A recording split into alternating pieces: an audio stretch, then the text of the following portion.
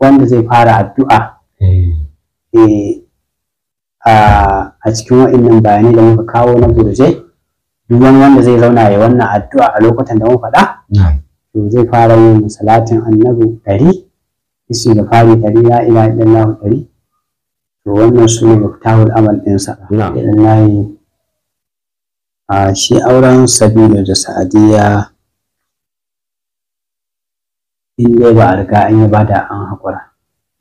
Idan kuma an yi a ƙara aure saboda akwai yawan jinya a ciki da matsala. Shi wannan mai hannu bai da lafiya ma kai tsaye. Bai da lafiya kuma dan abubuwan da yake samu bai wuce na abinci. Bismillahir Rahmanir Rahim. Masu kallon barkanku da sake saduwa da mu a cikin wannan shiri na Daily Horoscope of Zodiac Sign da Malam Mubarak yake gabatarwa.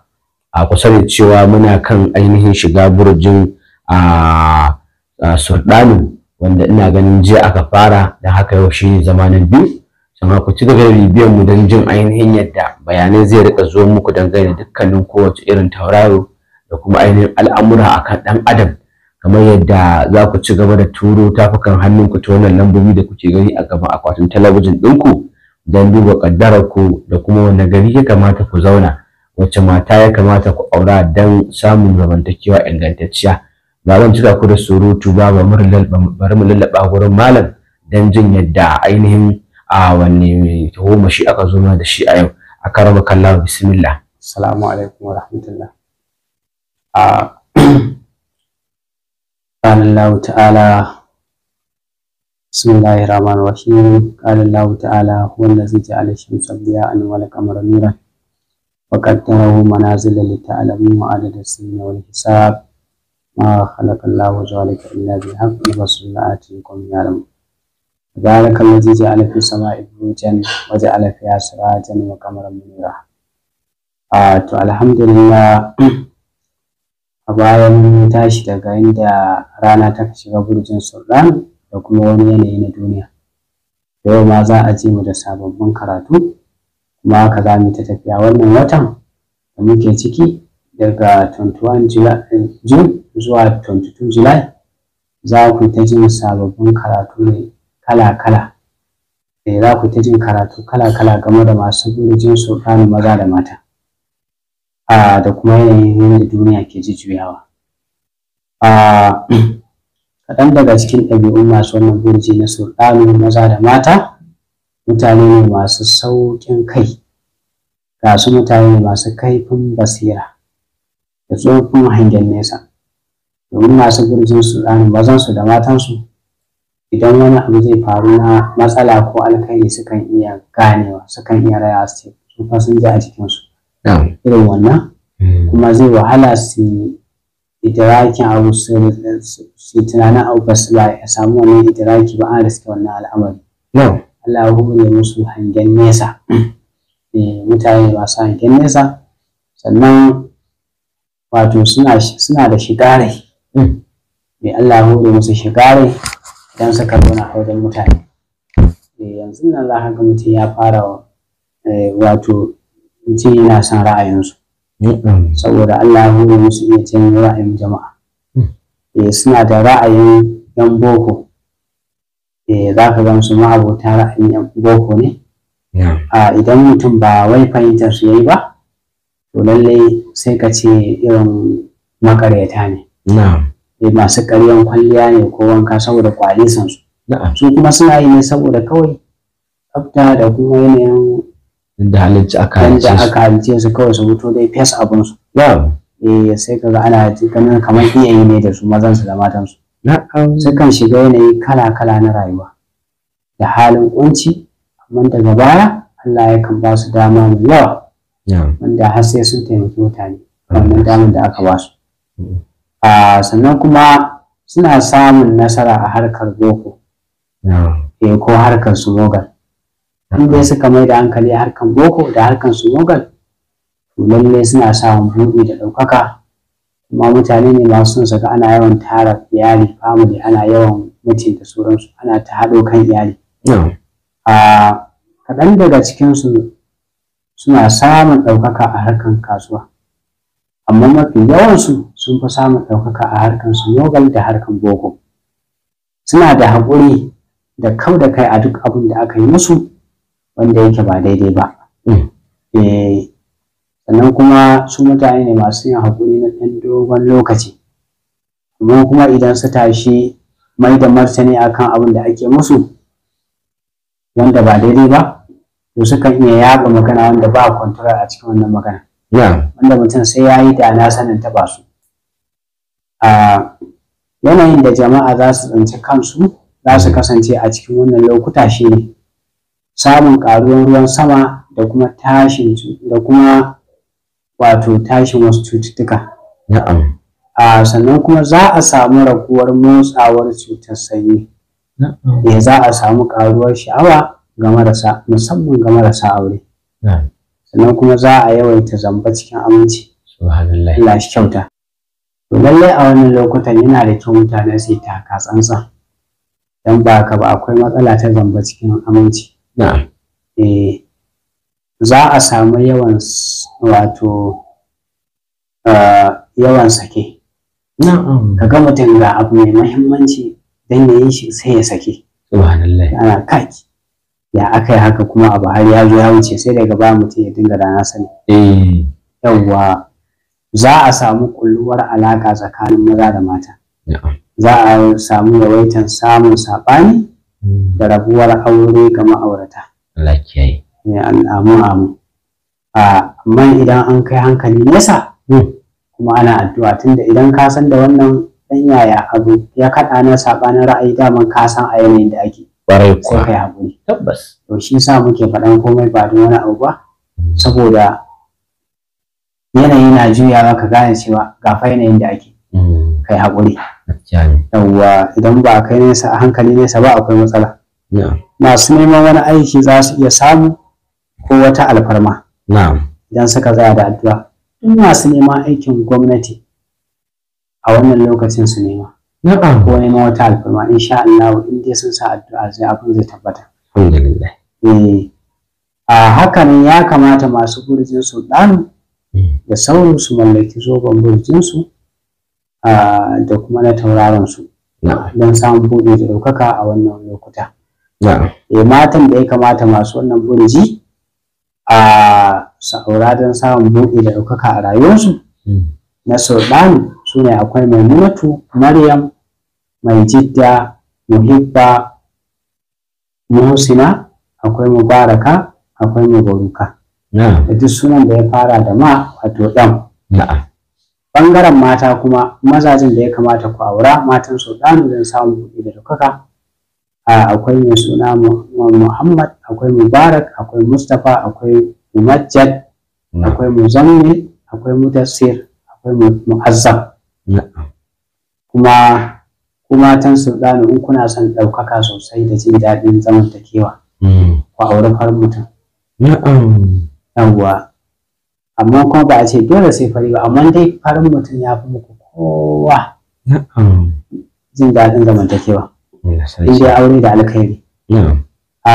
Idan ɗan kasuwa ne a cikin waɗannan mazaje da muka kawo masa sunan wannan mataye ko macen da muka kawo muke sunan waɗannan mazaje, idan kin kasance 'yar kasuwa ne ko ka kasance ɗan kasuwa ne, to a yi auren gidan biyu.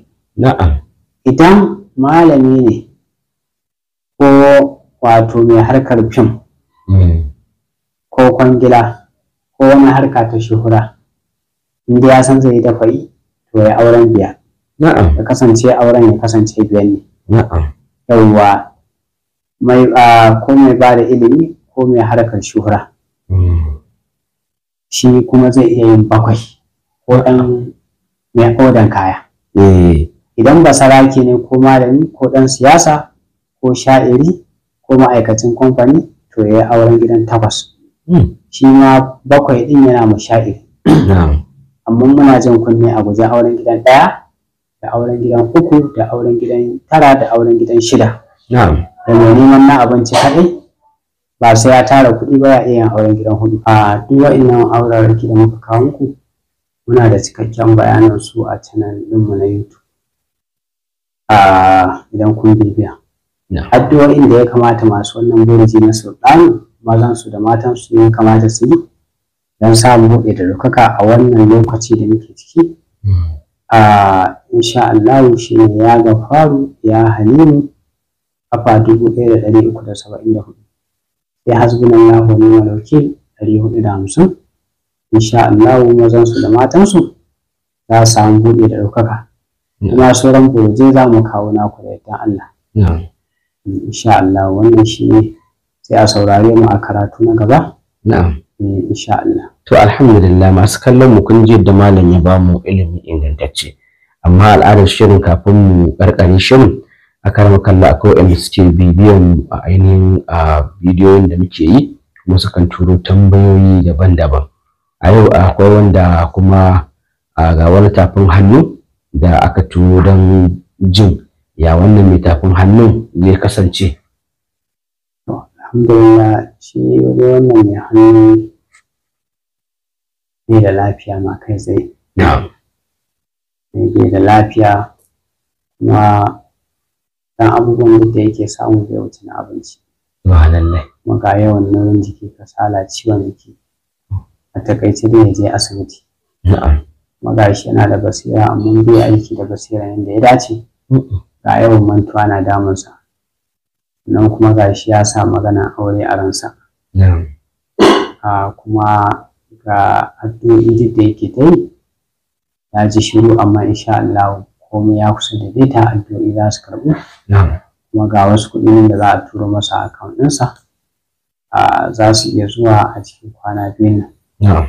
Insha Allah sai baƙi da zai mutanen kirki. Kuma Allah da wannan shekaran zai samu alkhairi mai yawa. Wannan shi ne a takaice abin da ya kunsa. Alhamdulillah. To aka makallahu akwai wani sunan shi Aminu wanda ya turo mana tambaya daga ainihin ƙasar Kamaru, yake buƙatar a mai bayani dangane da auren Sabilu da Sadiya, ya wannan aure zai tafi. Alhamdulillah shi auren Sabilu da Sadiya in dai ba a riga an yi ba da an haƙura. Idan kuma an yi a ƙara wuri saboda akwai yawan jinya a ciki da matsaloli. Subhanallah. In aka yi sa'a ba a ki samun kuɗi ba tunda digiri ɗin lambobin kuɗi na da kyau. In aka yi sa'a. Amma kuma za ka ga daɗi ne ga wahala. Subhanallah. Allah shi kyauta. Matsalar ba za da ko da yaushe dai cikin matsala. Matsalar yau daban na gobe daban, ta kowane fuska ita kuma matsala ta kan zuwa. Gaskiya Allah ya samu dace. Amin. Ya karmaka Allah akwai tambaya kuma akan ainihin burjai. A wani irin burjai yanzu a wani irin kadami suke kuma wani irin tasiri suke da shi a yanzu? Alhamdulillah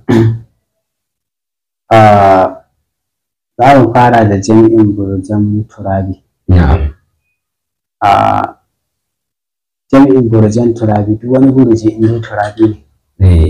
To lallai babban burin zai samu babban burinsa a rayuwa nan ba da jimawa ba, kuma za su samu wato cikan burinsu a wannan lokutan da muke ciki ya zuwa ɗan nan gaba za su samu arziki mai amfani sosai da hanyoyi na alkhairai. Insha Allah yana da kyau masu wannan burje na turabi su samu wato dafa'i mai ƙarfi. Wato su dage sosai da dafa'i kuma su yawaita addu'a karfe 8:45 zuwa karfe 9:44 na kowane lokaci, safe ko dare. Allah yadda za su samu ɗaukaka da buɗi. Alhamdulillah. Da mustajaba. Sai jami'in masu burjin wato sai masu burjin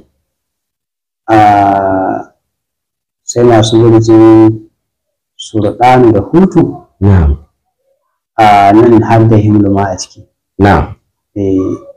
To za su samu soyayya ta gaskiya a cikin al'umma da suke tare da su. Rayuwa za ta canza, za su samu nasarori tabbatacce a fili. Abubuwan da su daɗe suna so su yi shi, to zai iya tabbata. Lalle kam. akwai abu da zai faru musu na alkhairi wanda sai su zata ma mafarki. Allahu akbar. Insha Allah to in Allah ya da su dage da addu'a za su cimma nasarar da ba sa tsammani. Sai masu burjin jauza'a da aqrabu da qausu. Abin da suka daɗe suna tsammani yanzu kuma Allah ya zai za su same shi. Abin da suke tsammani suna tunanin ba zai yiwu ba a rayuwarsu, to Allah da zai yi musu cikin sauƙi za su same shi. Kuma idan shi wannan alkhairi ya zo musu sosai su dage da addu'a da dafa'i. Su wancan Hindu da Sultana da Hutu da muka kawo karfe 6 zuwa 7 da minti 7 na kowane lokaci safe ko dare za su dage da addu'a. Su kuma wannan jauza'a da kausu da aqrabu dage da addu'a karfe 3:30 da minti 3 zuwa karfe 4:44 a wannan lokuta safe da dare. Sannan kuma masu burjin asad da mizan da jalmu su kuma nasara za ta zo musu wato akan duk abin da suke nema, kuma za su samu sakamako mai kyau, abubuwa wanda zai faranta musu rai sosai. Bangaren kasuwancinsu ko ayyukansu za su samu haɓaka da jin daɗi da farin ciki. Abubuwa zai ninku musu sosai. Akwai alheri sosai da zai zo musu. Yana da kyau su yi addu'a in Allah da za a samu dacewa akan abubuwa. Sai su yi addu'a daga karfe 12 da minti 12 zuwa 1 da minti 1. Insha Allah duk wanda zai fara addu'a a cikin wa'innan bayanai da muka kawo na burje, duk wani wanda zai zauna ya wannan addu'a a lokutan da muka faɗa, to zai fara yin salatin annabi 100, istighfari 100, la ilaha illallah 100. To wannan su ne muftahul amal ɗinsa. Sai a yi wannan, sai a yi ya rahim ya rahim ya kaliku ya salamu. To Allah ya sai a ci gaba da aiki, Allah ya bukata za ta biya. Insha Allah kam. La amince mana. Insha Allah. Masha Allah. To alhamdulillah masu kallon mu duka a nan shirin ya zo ƙarshe. Kun je da malam ya bada ainihin al'amura ingantattu, musamman ma irin addu'o'in da mutane ya kamata su yi masu kowane irin burji. Kun ji yadda aka ba ku lokaci da kuma abin da za ku fara yi kafin ku fara gabatar da ainihin addu'ar da za ku yi. Kana karmi ƙasa a gwiwa dangane da ainihin turo tafukan hannaye don jin ainihin ƙaddarar ainihin da Allah ya tabbatar mana da kuma garin da ya kamata mu zauna, wace irin kasuwanci ya kamata mu yi. Kana wannan cibiya tana ba da magani wanda yake maganin cuta mai karya garkuwar jiki, ko kuma maganin basir, ko kuma ainihin magani na waɗanda suke yin luwaɗi suna so su daina. To in Allah ya da idan kuka magana da malam za ku samu waraka bi iznillahi. Abubakar Aran ma nake cewa mu haɗu da ku a wani lokacin. Wassalamu alaikum warahmatullah.